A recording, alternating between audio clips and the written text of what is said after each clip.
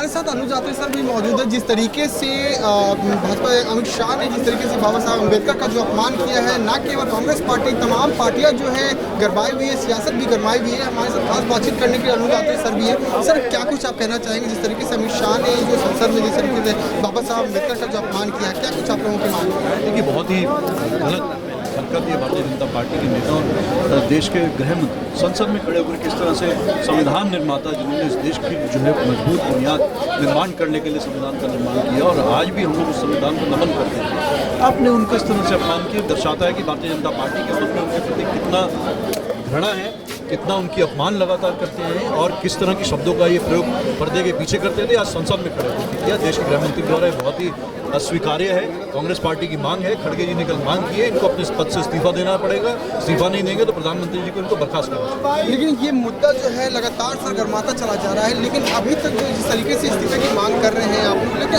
भाजपा सरकार की तरफ से अभी तक कोई भी स्टेटमेंट नहीं आया। जब स्टेटमेंट आया, प्रधानमंत्री नरेंद्र मोदी ने ट्वीट किया कि इसको लेकर के बातचीत की जाएगी, तो क्या लगता है कि वो इस्तीफा देंगे या ये मुद्दा जो है और भी आगे बढ़ता चला जाएगा? गलत शब्दों का जो उन्होंने प्रयोग किया बाबा साहब के लिए, उसमें कौन सी बातचीत करना चाहते हैं? सीधा तौर पे प्रधानमंत्री जी को चाहिए कार्रवाई करें और देश की जनता से माफ़ी मांगे और बाबा साहब अम्बेडकर साहब के लिए सच्ची अपनी श्रद्धांजलि प्रकट करें। सीधे तौर पे इसमें कौन सी बातचीत, किससे बात करनी है? आप तो खुद उनको जो है बचाव के उसमें कल आकर के प्रधानमंत्री जी ने, गृहमंत्री आकर के खुद प्रेस कॉन्फ्रेंस कर रहे हैं कि मैंने अपनी ही बातों से मुकर रहे हैं। ऐसे नहीं होता कि आप एक तरफ जो है अपमानजनक बातों का प्रयोग करें और बाद में कहीं मैंने नहीं बोला है। देश की जनता देख रही है, देश की जनता ने देखा है कि आपने संसद के पटल में आया है, किस तरह से बोला है, ऑन रिकॉर्ड रहेगा और आने वाली पीढ़ियां याद रहेंगी कि किसी एक गृहमंत्री ने आकर के किस तरह से अम्बेडकर साहब का संसद में अपना।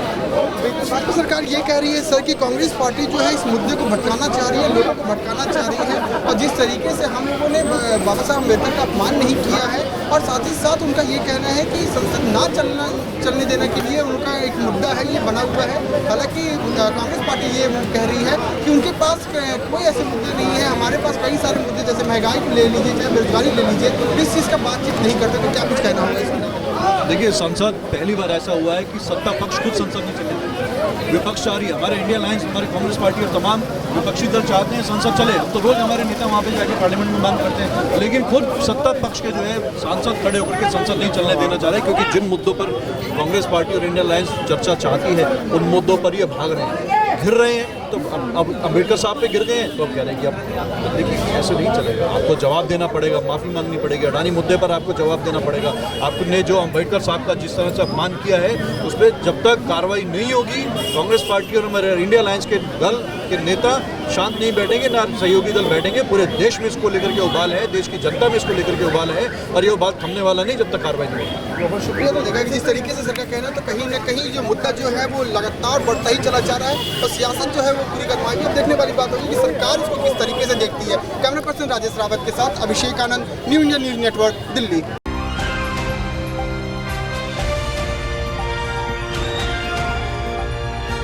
दिल्ली, हरियाणा, उत्तर प्रदेश, राजस्थान की हर खबर के साथ देखते रहिए न्यू इंडिया न्यूज नेटवर्क।